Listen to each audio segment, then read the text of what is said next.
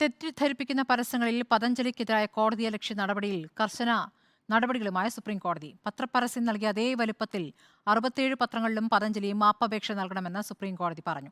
പരസ്യം പ്രസിദ്ധീകരിച്ചതിന് യഥാർത്ഥ പത്ര കട്ടിങ്ങുകൾ ഹാജരാക്കണമെന്നും നിർദ്ദേശം നൽകി. ടെക്നിക്കൽ അഡ്വൈസറി ബോർഡുകളുടെ പ്രവർത്തനം നിർജ്ജീവമാക്കിയ കത്തിനെക്കുറിച്ച് കേന്ദ്ര സർക്കാർ അടുത്ത ചൊവ്വാഴ്ച മറുപടി നൽകണം. 10 ലക്ഷം രൂപ ചെലവഴിച്ച് കഴിഞ്ഞ ദിവസം മാപ്പപേക്ഷ നൽകിയെന്നായിരുന്നു പതഞ്ജലിയുടെ അഭിഭാഷകന്റെ വിശദീകരണം. എന്നാൽ പതഞ്ജലിയുടെ വിശദീകരണം സുപ്രീംകോടതി അംഗീകരിച്ചില്ല. തെറ്റിദ്ധരിപ്പിക്കുന്ന പരസ്യം പ്രസിദ്ധീകരിച്ച 67 പത്രങ്ങളിൽ അതേ വലിപ്പത്തിൽ മാപ്പപേക്ഷയും പ്രസിദ്ധീകരിക്കണമെന്ന് സുപ്രീംകോടതി നിർദ്ദേശം നൽകി. ഇതിന്റെ പത്രകട്ടിങ്ങുകൾ ഹാജരാക്കണമെന്നും പതഞ്ജലിക്ക് സുപ്രീംകോടതിയുടെ നിർദ്ദേശം. കോടതി ലക്ഷ്യക്കേസിൽ കേന്ദ്ര ഉപഭോക്തൃകാര്യ മന്ത്രാലയത്തെയും സംസ്ഥാന ലൈസൻസിംഗ് അതോറിറ്റികളെയും ദേശീയ മെഡിക്കൽ കമ്മീഷനെയും സുപ്രീംകോടതി കക്ഷി ചേർത്തു. കേന്ദ്ര സർക്കാരും സംസ്ഥാന ലൈസൻസിംഗ് അതോറിറ്റികളും NMCയും ഒരാഴ്ചയ്ക്കകം മറുപടി സത്യവാങ്മൂലം നൽകണം.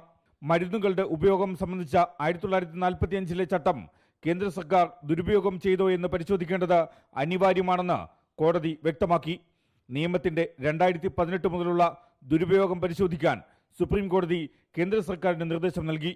വ്യാജ പരസ്യങ്ങളിൽ നടപടി സ്വീകരിക്കാത്തത് എന്തുകൊണ്ടെന്ന കേന്ദ്ര സർക്കാരിന്റെ കത്തിനെയും സുപ്രീംകോടതി വിമർശിച്ചു.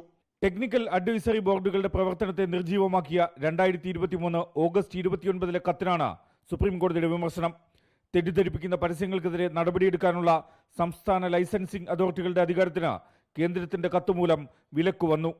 30-ന് കോടതി ലക്ഷ്യക്കേസ് പരിഗണിക്കുമ്പോൾ കേന്ദ്ര സർക്കാരാണ് കത്തിന്മേൽ മറുപടി പറയേണ്ടത്.